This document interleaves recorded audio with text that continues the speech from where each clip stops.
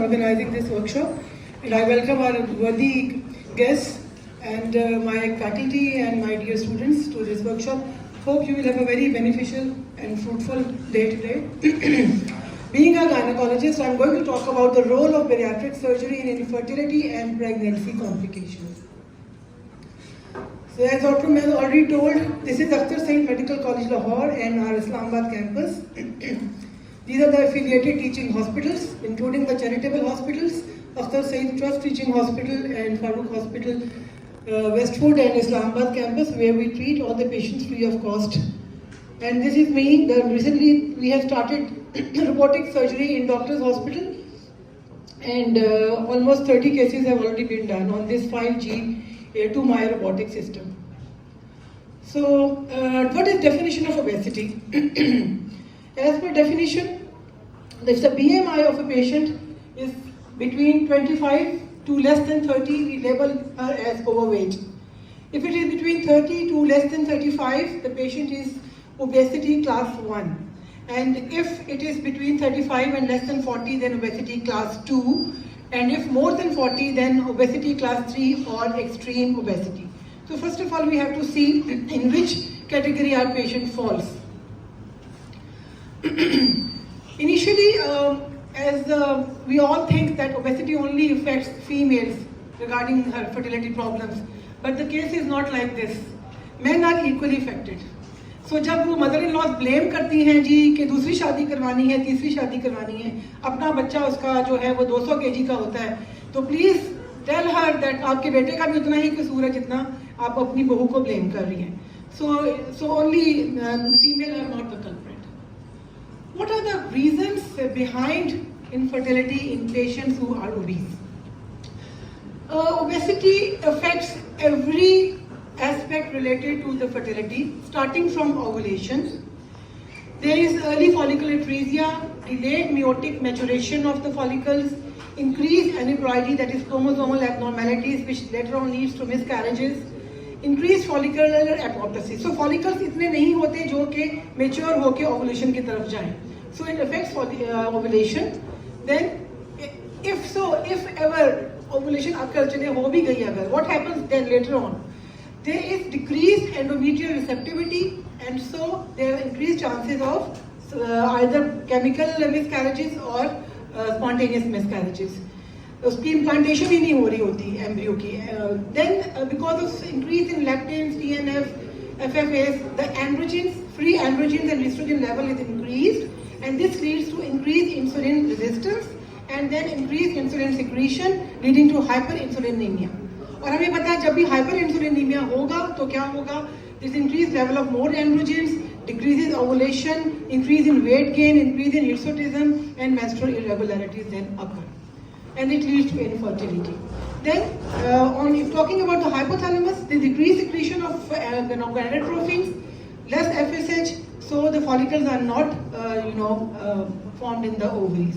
Then in the liver, the decreased secretion of sex hormone binding globulins, again free androgens are increased in the body, leading all the symptoms. So you can see how the obesity affects. Talking about PCOS, polycystic ovarian syndrome, it's the most common metabolic disorder in females. Pakistan में किसी को पता है कितना incidence है PCOS का? Anyone? Sir आपको तो पता होगा. 51% of females in Pakistan, they suffer from PCOS, and it's the largest in the world.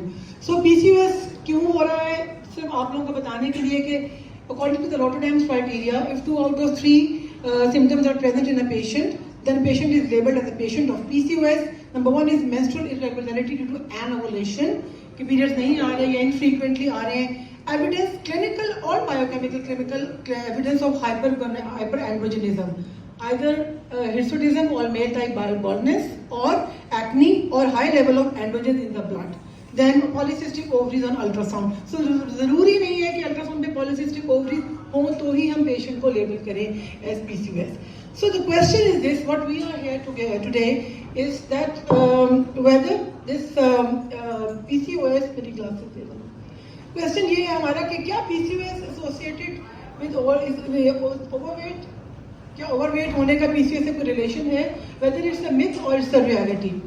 So the answer is this: 30 to 50% of women with PCOS are obese.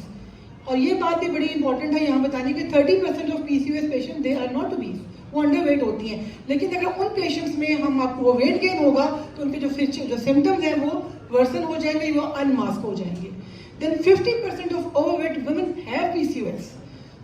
And the significant increase in menstrual irregularities and infertility is there if BMI is more than 35 kilogram per meter square. So this is a success story which I took from the net last night. She is Kiara. She was 35 years of age, and you can see her pictures.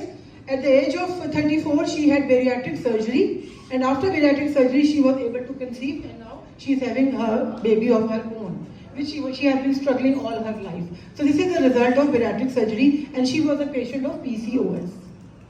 Now, आजकल reference के बगैर हम कोई बात नहीं करते.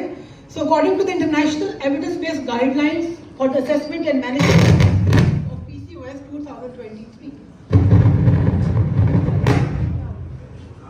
So there is a negative impact on quality of life, body image and psychological health.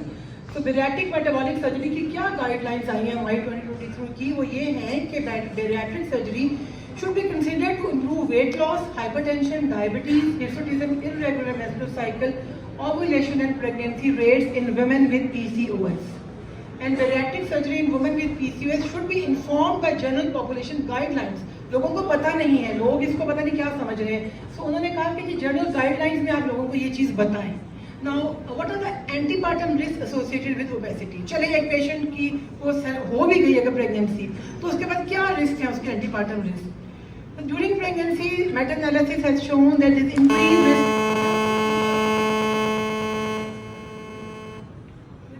risk of diabetes, gestational hypertension, pre-eclampsia, increased risk of miscarriages, increased risk of congenital heart defects, especially anencephaly and neural tube defects, जिसमें spina bifida, anencephaly और cardiac defects हमारे पास आते हैं.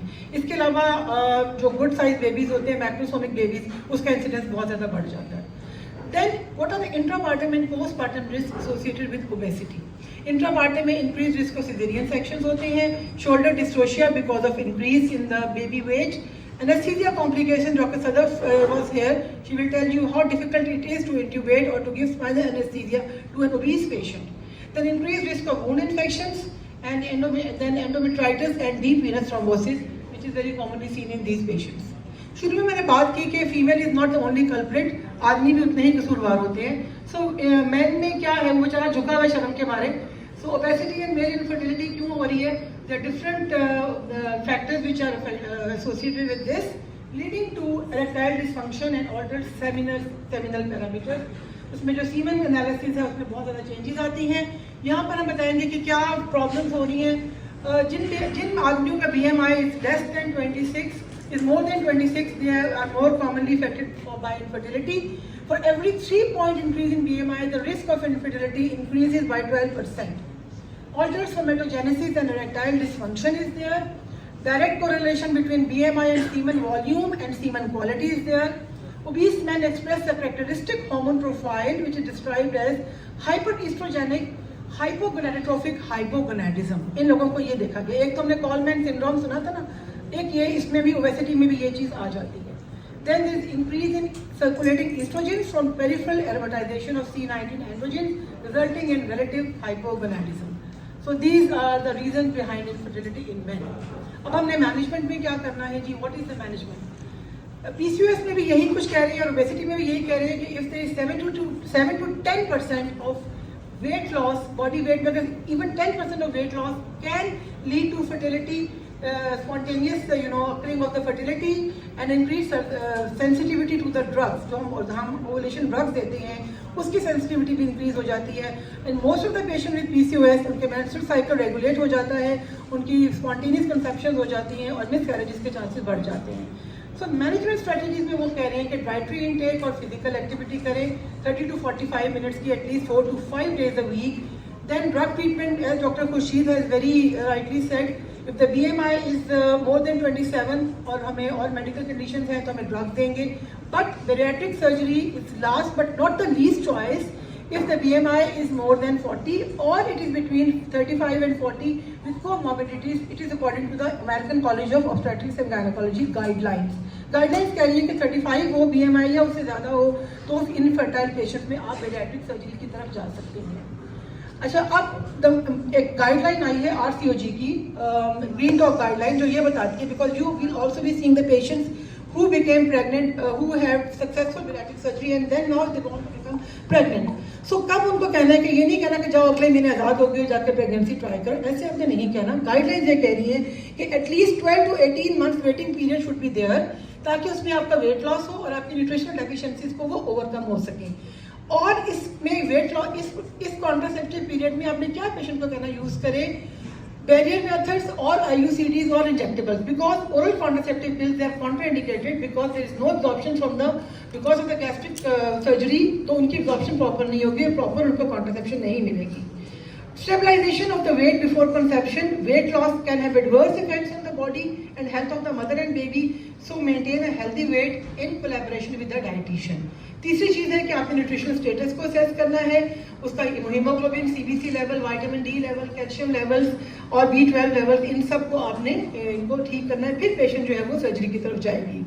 सो ये एक meta analysis हुआ which was in the British journal of obs and gynae, और इसकी उन्होंने बताया कि meta analysis of cohort 11 cohort studies, उन्होंने ये बताया उसमें कि decrease incidence of patients who had bariatric surgery of gestational diabetes, hypertension, macrosomia, but increased incidence of low birth weight babies.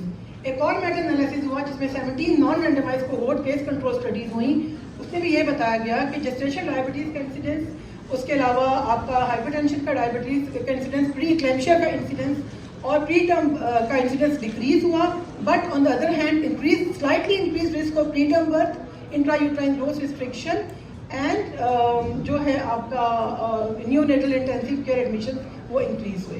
So this is all about my lecture. Thank you so much. तो मेरा ख्याल है यहाँ पे ये patient ये जा रही है बैरियाट्रिक क्लिनिक में डॉक्टर महाल या डॉक्टर नवीद के पास, और बाहर निकली है तो वो प्रेगनेंट हो चुकी है. Any questions? I am here to answer. Sorry बोलो, सर्जरी के बाद. सॉरी.